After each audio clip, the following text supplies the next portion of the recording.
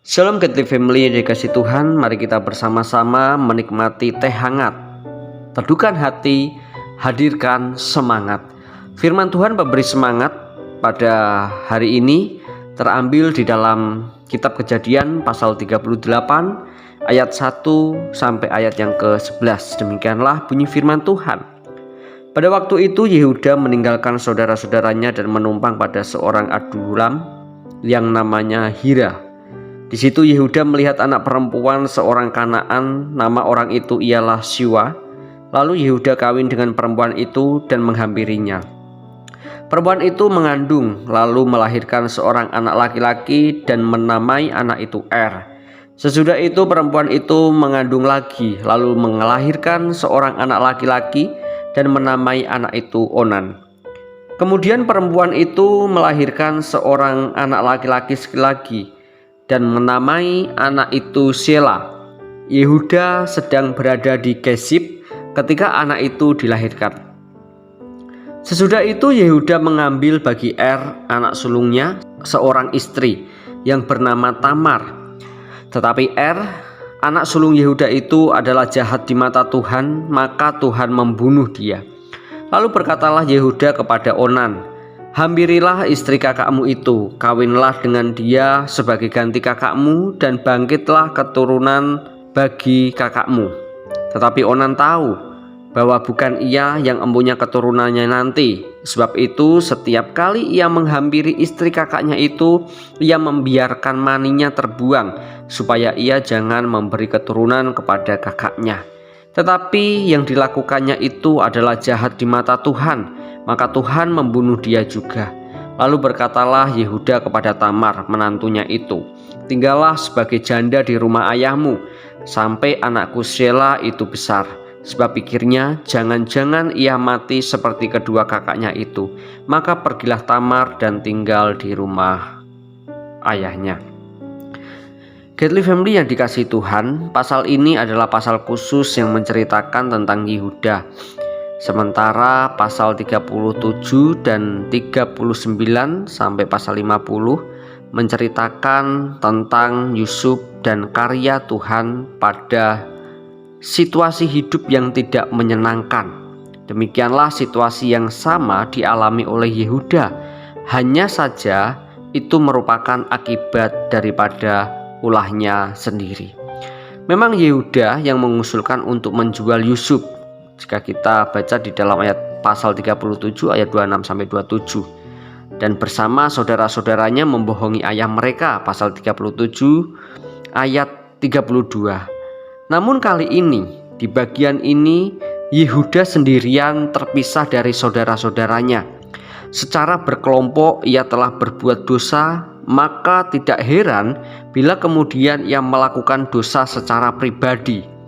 Yang pertama, ia menikahi perempuan yang bukan dari kaumnya dan itu bertentangan dengan para pendahulunya. Dari istrinya, Yehuda mendapat 3 orang anak laki-laki, yaitu Er, Onan, dan Sela. Lalu Yehuda mengambil Tamar bagi Er. Er pun berbuat jahat dan mati dihukum Tuhan. Seperti kebiasaan pada masa itu, maka Onan wajib menggantikan posisi Er. Tetapi Onan pun melakukan hal yang sama, sehingga ia mati juga. Sebagai seorang ayah yang mengalami kematian kedua anaknya karena melakukan dosa, seharusnya ia menyadari keberadaan dirinya di hadapan Tuhan. Artinya adalah bahwa dia pun sebenarnya harus dihukum Tuhan dan mati karena perbuatan-perbuatan dosanya. Ayah maupun anak melakukan dosa. Jika Yehuda masih hidup, artinya masih ada kesempatan untuk dia bertobat. Sangat disayangkan, Yehuda tidak demikian. Lalu yang kedua, ia berencana untuk tidak menyerahkan Sela kepada Tamar dan menyuruh Tamar kembali ke orang tuanya. Suatu rencana yang dipikirnya sangat aman bagi dirinya, tetapi nanti akhirnya menjerat dan mencelakakan dirinya.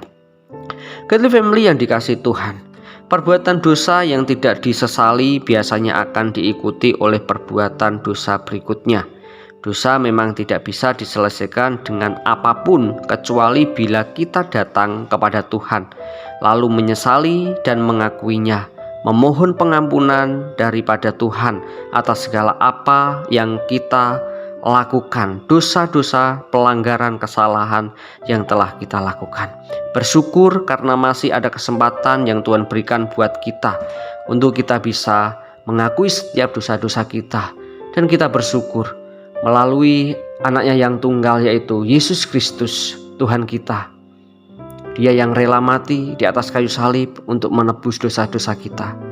Hendaklah hidup kita terhindar, terbebas dari jerat dosa. Dan sekalipun kita telah berbuat dosa dan melakukan dosa, mari dengan segala kerendahan hati kita datang kepada Tuhan.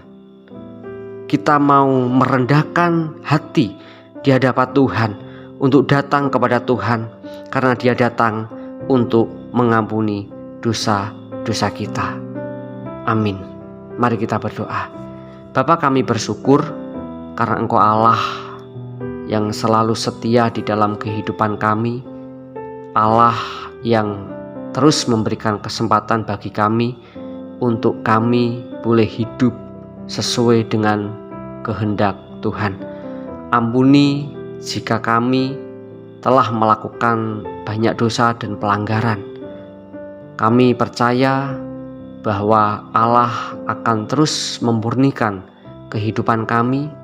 Allah akan terus menyucikan hidup kami, sehingga kami boleh terhindar dan terbebas daripada jerat dosa. Terima kasih karena Engkau adalah Allah yang telah menebus setiap dosa-dosa kami.